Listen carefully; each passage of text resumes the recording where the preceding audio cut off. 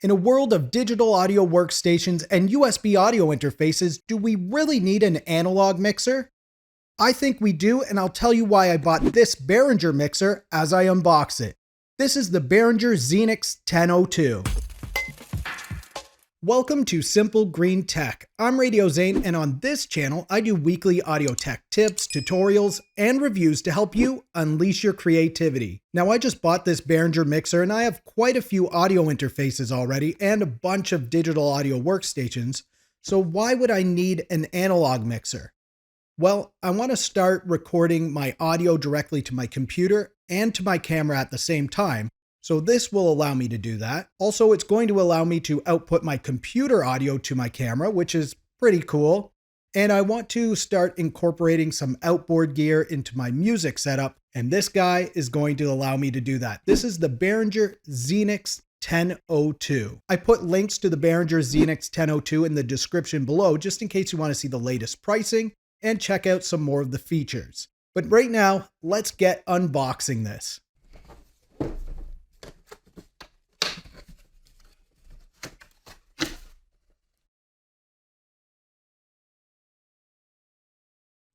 This is probably our power adapter right here.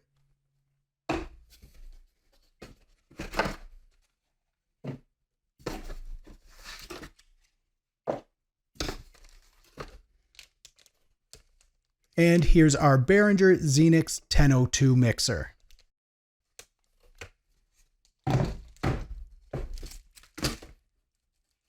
You also have your paperwork here, which includes a block diagram, and I'm sure your instructions are inside for how to connect it to various things.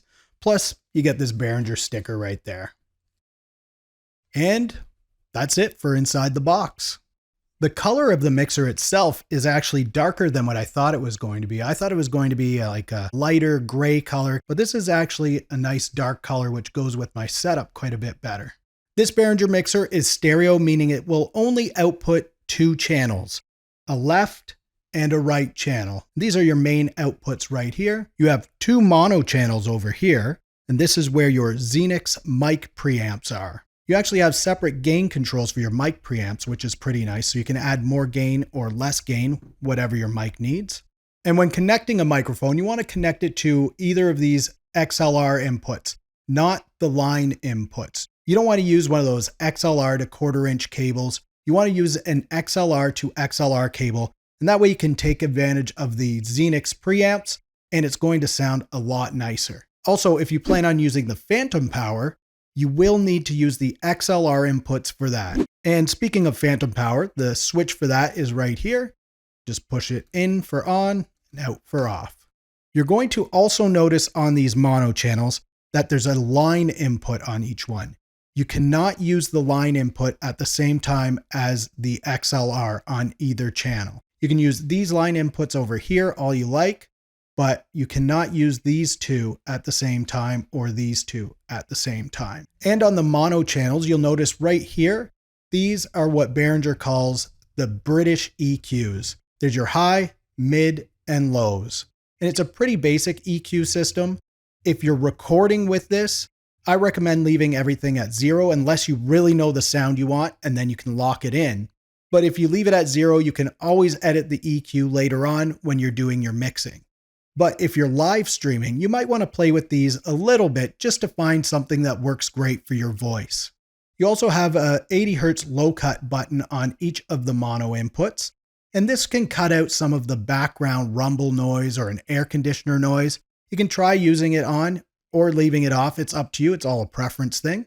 And then each channel, even the stereo channels over here, have an effects knob, and this controls how much of this channel will be sent to the effects send. You can actually use the effects send as another output if you really need 3 outputs, or you can use it for a mix minus situation. We'll get more into that in another video where I want to do tutorials for all kinds of features with this mixer.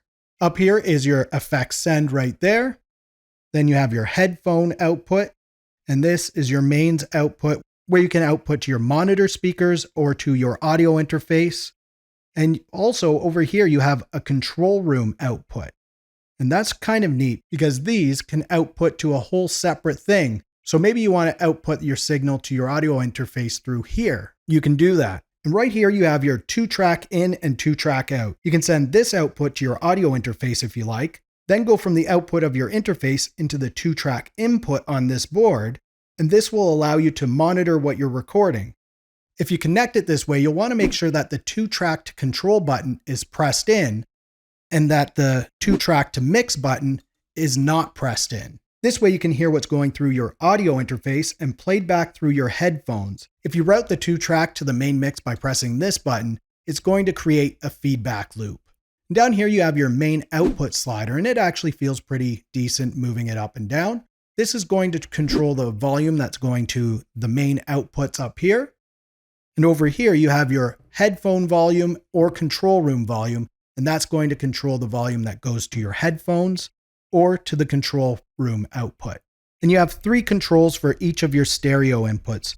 You have effects send, so this is how much of this signal is going to go out to the effects send if you use that. You have balance, so you can make this go to the left or the right. And you have the level, and that controls how much this will output to the main mix. And that's the same on each of the stereo channels. I'm going to do a few other videos on how to connect this to various things like an iPhone, DSLR camera, computer, and an audio interface. Let me know in the comments below if there's something that you have a question about with this Behringer mixer or a similar analog mixer like this one. Click this video here to see what YouTube thinks you should watch next, and click this one over here to see my latest video. If you enjoyed this video, please give it a big thumbs up. And if you'd like to see more videos like this one, be sure to subscribe. Thank you so much for watching. For Simple Green Tech, I'm Radio Zane, and we'll talk soon.